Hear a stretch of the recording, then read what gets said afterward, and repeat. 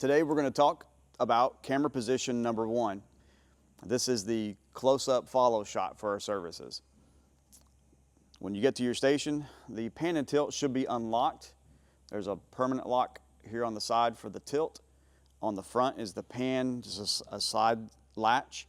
Those should be unlocked, and you'll know because this will move around freely. Your drag for the pan and tilt should be about 7. That's a lot of resistance, it may feel like, but what this does is it creates good smooth movement. So as you're making these side motions and up and down motions, you have a little bit of resistance so that it doesn't just get shaky, or when you bump it, it doesn't just bounce real big time. So that helps keep smooth operations. You want to make sure that's right. This is a vertical reset. We usually keep this guy to 1 because we don't want that interfering with your operations. All right, your pan and tilt should have the good resistance there. The first thing you want to do is set your focus when you come to your station. That's Chris. Thanks, Chris. We're recording a tutorial. You're going to zoom all the way in to the New Life logo.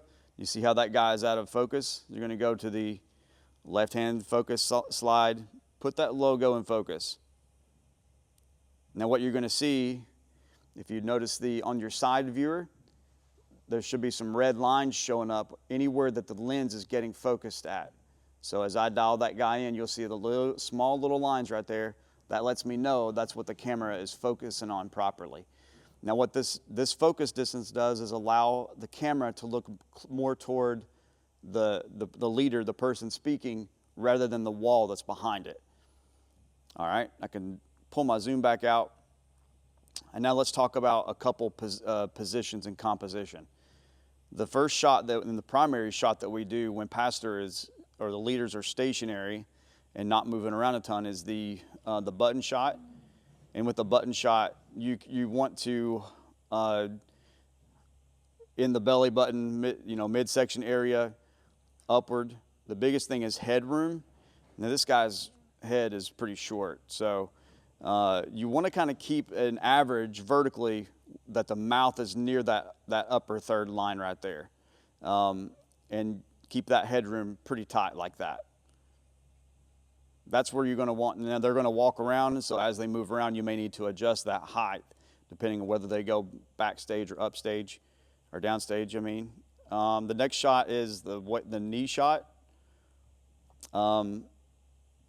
What this means is pastor is getting a little more active, and it's kind of like looking out the side window of your car. You can get dizzy if the background's moving real quickly.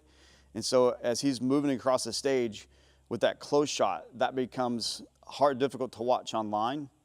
And so what we'll do is we'll back out to more of a knee shot, and that will be bringing the knee area close to the bottom of the screen and his head close to that top line. Now, this bottom line is not as important as his headroom. We're basically just wanting to zoom out so that you can follow and not have as much of the, such a close-up of the backdrop, and also to be able to keep him in the frame as he's walking. And so the knees are close. We could even come out a little more right there and be all right. But you want that head room to be near that top line. The third and probably the furthest you'll come out would be head to toe. And that's going to put the head staying near that top line again, and the foot being within frame near the bottom of the shot. And that's only if he is incredibly active and moving super fast.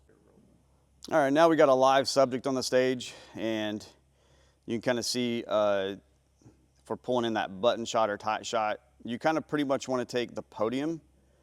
If possible, get the podium just like right at the top or out of the scene. And you're going to kind of just dance as they're moving. Now I'm actually moving my entire upper body at my hips. I'm not just moving my arms. I'm swaying side to side. That way my movements are as smooth as possible. Now he's moving a little bit quick. I would probably pull out, if he's getting away from the podium, I would pull out a little bit, kind of get into this knee shot area. We'll take it, tighten it a little. Don't want to ever move this adjustment while your camera's live. The director will tell you when to make that shot. So he's a little active, we can come to a knee shot. If he's going to go full on like preaching mode, we may have to pull out to like a head to toe shot. I'm going to tighten him up a little. Then I would say he's stationary again, but a head to toe shot's going to be more like that.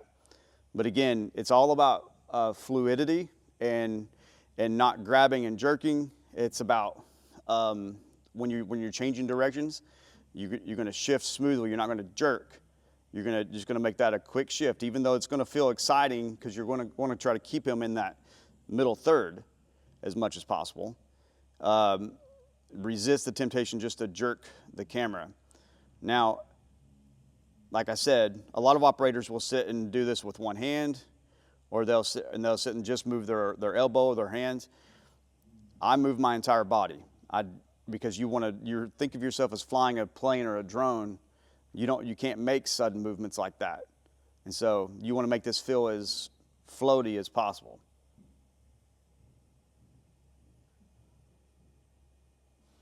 So he's slowing down. I'm gauging my pace with him.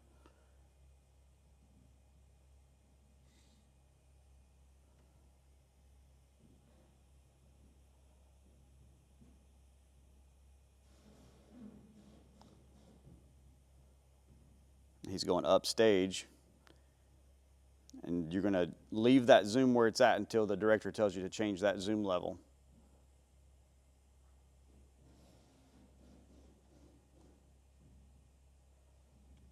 All right, and if he says come in for a mid shot or a knee shot, boom, ready to go.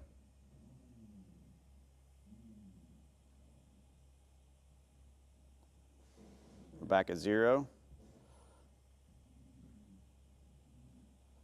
Oh, there's Pastor C. He's going to say, operator's going to say go to head to toe right there probably, because he's really cranking now.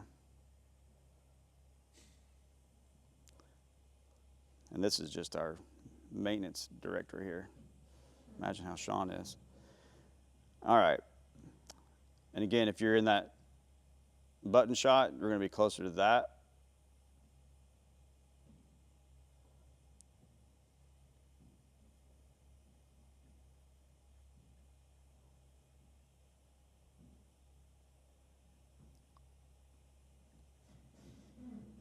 He tricked me on that. Now, if that happens right there, the director's going to cut. You don't, unless he kneels down completely, you can follow him down. But if he just bends over quickly, you don't want to be bouncing up and down a lot. If he's doing that number and tricks you, then the director's going to be looking for another shot, and then probably have you move to a head to toe. So that way we can stay in the frame. And again, he's down and could pop up any second, so I'm going to leave my headroom just in case.